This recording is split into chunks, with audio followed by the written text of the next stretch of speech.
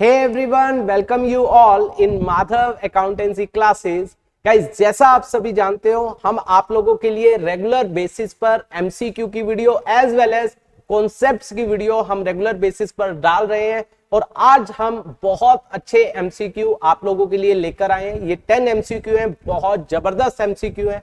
आपको इन एमसीक्यू को मिस नहीं करना है। इस वीडियो को आपको एंड तक जरूर देखना है क्योंकि बहुत इंपॉर्टेंट बातें मैं आप लोगों से इस वीडियो में करने वाला हूं, तो आपको इसको बिल्कुल भी मिस नहीं करना है। तो चलिए गाइस, आज की वीडियो को स्टार्ट करते हैं। हम पहले एमसीक्यू के साथ देखिए क्या बोला गया है।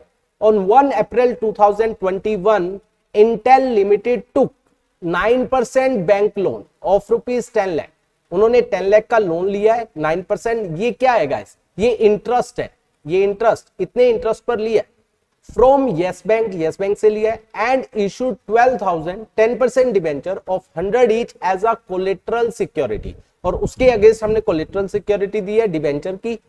Calculate the amount of finance cost. Yes guys, बहुत इंपॉर्टेंट चीज, finance cost to be shown by the company for the year ended 31 March 2022 if there is no other liability. कोई और लाइबिलिटी नहीं है, आपको फाइनेंस कॉस्ट निकालनी है।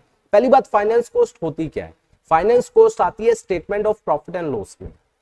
Finance cost का मतलब जो आपने इंटरेस्ट देना है, जो आपका इंटरेस्ट का खर्चा है, ठीक है, तो उसका कितना खर्चा है। तो गाइज, आपने लोन लिया है 10 लाख का, 10 लाख के ऊपर 9% क्योंकि आपने स्टार्टिंग में लिया है, दैट इज 90,000। ठीक है, एक तो ये खर्चा हो गया। दूसरा, आपने कोलेटरल सिक्योरिटी दी है। कि क्या दिया कोलेटरल सिक्योरिटी में? डिबेंचर। उसके ऊपर कोई इंटरेस्ट नहीं लगता है क्योंकि वो डेड डिबेंचर है, वो मरे हुए डिबेंचर है, तो उनके ऊपर कोई भी इंटरेस्ट नहीं लगेगा, केवल अकेला यही इंटरेस्ट होगा। तो योर आंसर विल बी 90,000। देखिए कहां है, that is your third. I hope ये बात आपको समझ आई होगी। इसके बाद देखिए हमारे पास नेक्स्ट एमसीक्यू क्या कह रहा है। JCB were partner sharing profit in the ratio of 7:5:3। ठीक है गाइस, जे डाइड, जे की डेथ हो गई ऑन 30 सितंबर 2021, 6 महीने के बाद। ठीक है, it was decided to value the goodwill on the basis of 3-year purchase of last 5 years average profit. मतलब लास्ट 5 का एवरेज करना है, उसके 3 year परचेज। ये क्या बोला गया? गुडविल, गुडविल की वैल्यू करनी। वैल्यू गुडविल की कैसे लगाई जाएगी? ठीक है, एंड प्रॉफिट, और जो प्रॉफिट की वैल्यू कैसे लगेगी? Till the date of death on the basis of previous years profit. जो पिछले साल का प्रॉफिट होगा उसके बेसिस पर आपको प्रॉफिट की वैल्यू निकालनी है up to the death, death तक की। Profit for the year ended 31 March 2017, 18, 19, 20, 21। ये हमें दिए हुए हैं 39, 48, 18, 24 and 36,000। The journal entry that will be recorded for disease. देखो अब आपसे मांगा क्या गया? The journal entry that will be recorded for disease partner share in profit. Profit का हिस्सा कितना बनेगा from the closure of last balance sheet, जो लास्ट बैलेंस शीट हमने बनाई थी, till the date of his death. हमें केवल क्या निकालना है कि उसकी जो पिछले साल की जो बैलेंस शीट बनाई गई थी और जब उसकी डेथ हो रही है उसमें उसका कितना प्रॉफिट का हिस्सा बनता है। और profit till the date of death on the basis of previous year profit. और प्रीवियस ईयर का प्रॉफिट 31 मार्च 2021 का है हमारे पास 36,000। देखिए ये हमारा 36,000 है, ये पूरे साल का है, बट ये पूरे साल का है। उसने काम किया कितने मंथ तक? 6 मंथ तक। तो 6/12 ये आ जाएगा 18,000। अगेन ये 6 महीने का तो है लेकिन पूरी फर्म का है, उसका अकेले का नहीं है, तो हम इसमें उसका शेयर निकालेंगे। दैट वुड बी 18,000 इनटू में ये था 7 और 5 12 और 3 15, 7/15। ठीक है, तो ये आ गया 15 टू 1200, 12 7 84, 8400। तो ये उसका शेयर आ गया till the date of his death. ठीक है, और गाइज एक बात आपको बहुत ध्यान रखनी है, क्योंकि रेशियो में चेंज नहीं हुआ है तो we use the word profit and loss suspense. Profit and loss suspense account debit to JS capital. Check कीजिए, फर्स्ट में नहीं है, ये सेकंड में भी नहीं है, थर्ड में नहीं है, फोर्थ इज योर आंसर। ठीक है guys, I hope second MCQ आपको अच्छे से क्लियर हुआ होगा। बहुत अच्छा एमसीक्यू था। देखिए नेक्स्ट एमसीक्यू है, Jepsons limited has balance in provision for tax account 4,50,000 and 4,75,000 as on 31 March 2021 and 2022। ये उनका ओपनिंग और क्लोजिंग बैलेंस है प्रोविजन फॉर टैक्स का। It made a provision for tax during the year. उन्होंने जो इस साल प्रोविजन बनाया है इस साल का 4,65,000। The amount of tax paid during the year कितना उन्होंने टैक्स पे किया, तो आप इसका बहुत आसान तरीके से निकाल सकते हो इसका आंसर। इसका अकाउंट बना के रफ अकाउंट बना लो, 4,50,000 ये ओपनिंग बैलेंस है, लाइबिलिटी होती है, हमने यहां दिखा दिया। ये क्लोजिंग बैलेंस है 4,75,000, ठीक है। उसके बाद ये टैक्स इसने इस साल बनाया है, तो ये आता है यहां पर by statement of profit and loss, ये कैश फ्लो का क्वेश्चन है बेसिकली, 4,65,000 और यहां पर 4,50,000 और 465 9,15,000 माइनस 475, तो ये आ जाएगा 4,40,000, ये आ जाएगा टू बैक जो आपने पे किया है। तो उसने हमसे मांगा क्या था, यही मांगा था टैक्स पेड, तो ये आ जाएगा 440, तो 440 is your fourth answer. I hope ये वाला भी आपको पॉइंट, ये वाला एमसीक्यू अच्छे से समझ आया होगा, बहुत अच्छा एमसीक्यू था। इसके बाद मानी, Komal and Gopal are partners sharing profit and losses in the ratio of 5:4:3, ठीक है गाइस। कोमल रिटायर हो रही है, तो कोमल ये रिटायर हो रही है ऑन 1 अप्रैल 2022। मानी and Gopal purchase her share of profit, मानी और गोपाल ने परचेज किया है उसका share of profit by giving her 1,20,000, उसको दिया है टोटल 1,20,000। 67,500 बीइंग पेड बाय मानी, इसमें से 67,500 किसने दिया है, मानी ने, एंड 52,500 गोपाल, ये दोनों ने दिया है, ये मानी ने और ये गोपाल ने, और टोटल दिया 120, ये 120 बनता है दोनों। न्यू प्रॉफिट शेयरिंग रेशियो निकालनी है, बहुत जबरदस्त क्वेश्चन है, बहुत ध्यान से समझना, बहुत अच्छा क्वेश्चन है। देखो गाइस, ये उन्होंने इस रेशियो में दिया है, और आपको पता होना चाहिए किस रेशियो में दिया जाता है। जो पार्टनर क्या कर रहा है, अपना शेयर दे रहा है, वो किस रेशियो में लेगा, जिस रेशियो में अदर पार्टनर ने गेन किया है। देखिए जो कोमल है, कोमल ने अपना शेयर दिया किसको, मानी और गोपाल को, ठीक है।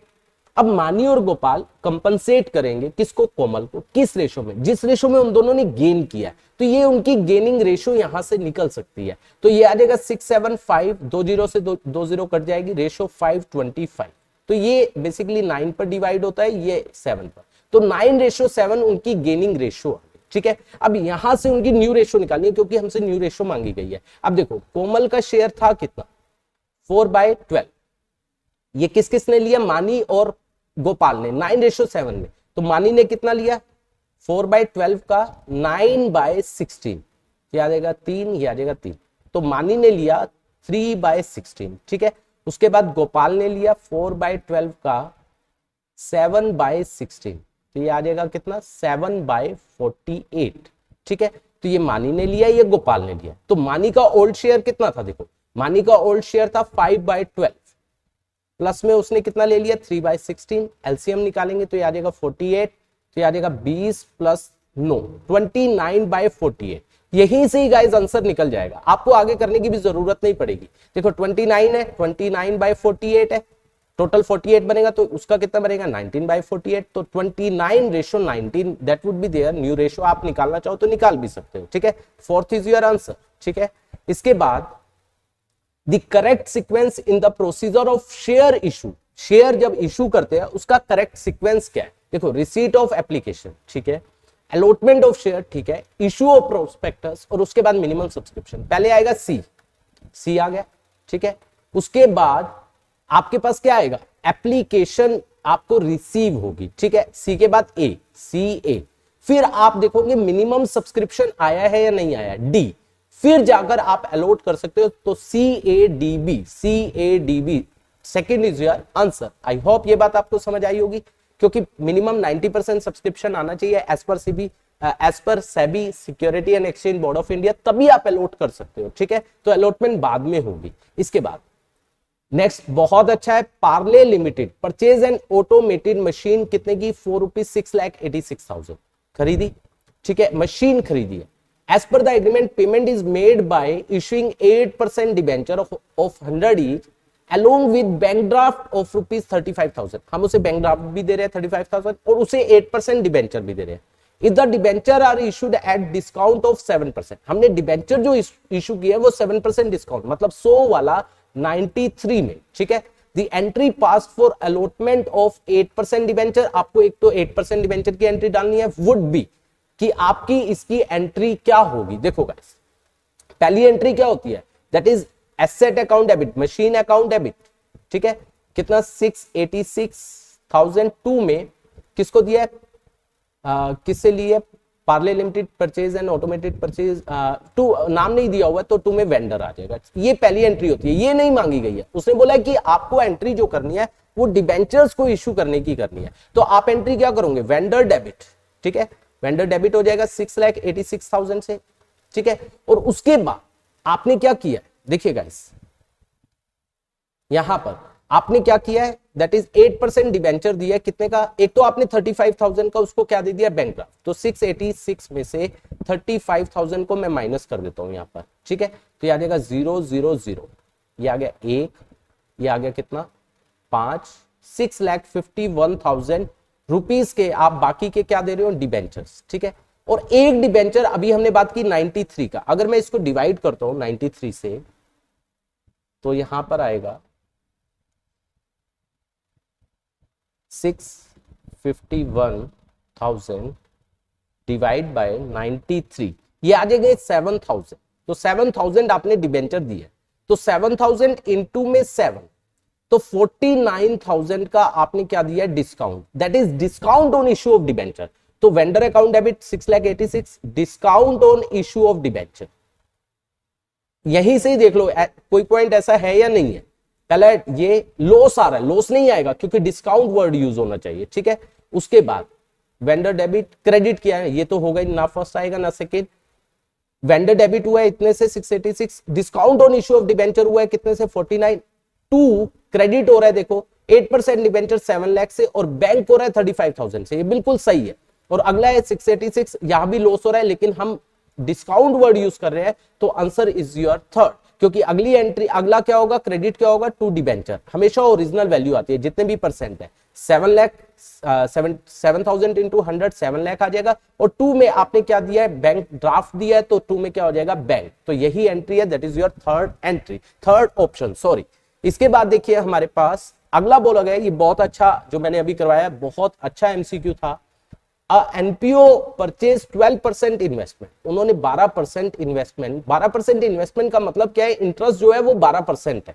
On 1 April 2021 interest as per the receipt and payment account for the year ended 31 March 2022 is 63,000, receipt and payment यहां पर 63,000 आ रहा है, जो पैसा हमें मिला होगा, while interest on investment is accrued for 3 months, 3 महीने का एक्रू तो हो गया, कमा तो लिया लेकिन मिला नहीं है, तो ये इसका मतलब कितने का होगा, 9 मंथ्स का, हमें जो मिला है वो 9 मंथ्स का, तो इसका मतलब 63,000 डिवाइड बाय 9, तो ये 7,000 एक महीने का हो गया, ठीक है। The value of investment, investment की वैल्यू निकालनी है, ठीक है। तो आप देखो ये 63,000 कितने मंथ्स का है, 9 मंथ्स का, और 3 महीने का हो गया 21, टोटल इंटरेस्ट जो 12 महीने का बैठ गया ये बन गया 84,000, ठीक है।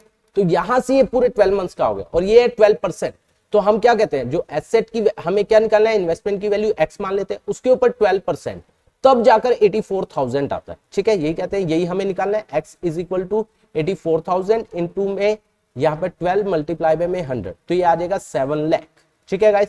तो इसका मतलब इन्वेस्टमेंट की वैल्यू जो है वो आपकी 7 लाख है, तो ये आपका fourth is your answer. I hope यहां तक भी आपको अच्छे से क्लियर हुआ होगा, ये एमसीक्यू भी बहुत अच्छा था, क्लियर हुआ होगा। इसके बाद Which of the following are related to income and expenditure account? कौन कौन से इनकम एंड एक्सपेंडिचर से रिलेटेड है, पढ़ते चलते। It is like a profit and loss account prepared by an enterprise, बिल्कुल सही।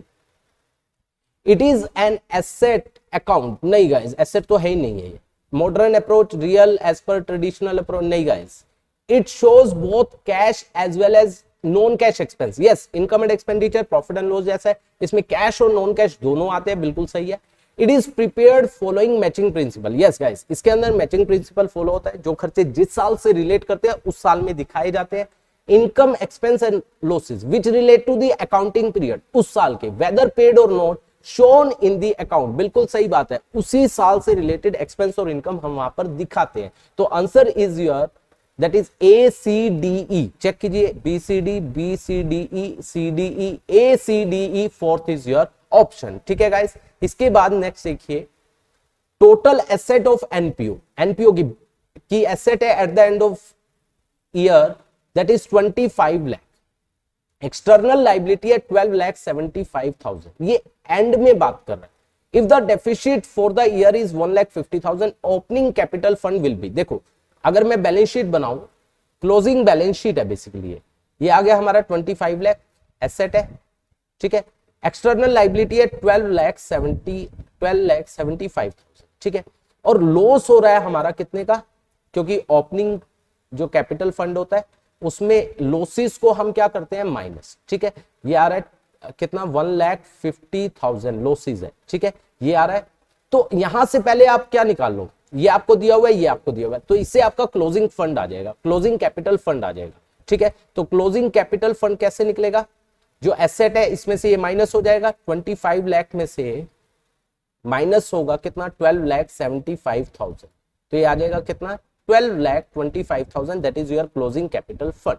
और क्लोजिंग कैपिटल फंड कैसे निकलता है, ओपनिंग कैपिटल फंड में प्रॉफिट ऐड होते हैं और लॉसेस क्या होते हैं, डेफिसिट क्या होते हैं माइनस, क्योंकि डेफिसिट यूज होता है किसके लिए, एनपीओ के लिए। ये आ गया 12,25,000 और डेफिसिट है कितने, ओपनिंग कैपिटल फंड डेफिसिट है 1,50,000, तो उधर जाकर किसका हो जाएगा प्लस का, तो ये आ जाएगा 12,25,000, तो प्लस का हो जाएगा, तो ये आ जाएगा 13,75,000। तो second is your option. I hope ये भी आपको एमसीक्यू अच्छे से क्लियर हुआ होगा, बहुत अच्छा एमसीक्यू था। देखिए, Suchit Ruchi are partner in a firm sharing profit losses equally, 1:1 है। Ruchi withdrew 13,000 in the middle of every quarter, middle of every quarter, हर क्वार्टर के मिडल में, थ्रू आउट द ईयर, पूरे साल के लिए, ठीक है guys. Interest on drawing by Ruchi 6% per annum will be कितना होगा गाइस, देखो पहली बात क्वार्टर में किया है, हर क्वार्टर में 13,000, तो ये टोटल आता है गाइस, याद रखना 13 गुना 4 52, ठीक है। उसके बाद 6% है 6/100, ठीक है गाइस। उसके बाद मल्टीप्लाई बाय होगा 6/12, ठीक है, क्योंकि इन दी मिडल ऑफ क्वार्टर है, तो क्वार्टर के मिडल में 9.5 मंथ्स ये बच गए, month left after first drawing, और उसके बाद बच गए 1.5, तो ये आ जाएगा कितना 12/2, तो ये आ जाता है 6 मंथ्स, ठीक है। तो 6 मंथ्स का हमने यहां पर लगाया, तो अगर मैं इसको कैलकुलेट करूं दैट वुड बी 52,000 इंटू में 6/100 मल्टीप्लाई बाय में 6/12, तो ये आ जाएगा 1560। यस गाइस, ये आ गया, तो second is your option. I hope ये सारे के सारे एमसीक्यू 10 के 10 आपको अच्छे से क्लियर हुए होंगे, अच्छे से समझ आए होंगे। बहुत अच्छे एमसीक्यू हमने आज आप लोगों से डिस्कस किए। इसी तरीके से हम आप लोगों के साथ बहुत अच्छे एमसीक्यू और बहुत अच्छे कॉन्सेप्ट डिस्कस करते रहेंगे। अगर आपको ये वीडियो पसंद आई है तो लाइक एंड कमेंट जरूर कीजिए और ज्यादा से ज्यादा अपने सभी फ्रेंड्स के साथ इसको शेयर कीजिए ताकि उन तक भी ये वीडियो पहुंच पाए। Thank you so much for watching this video.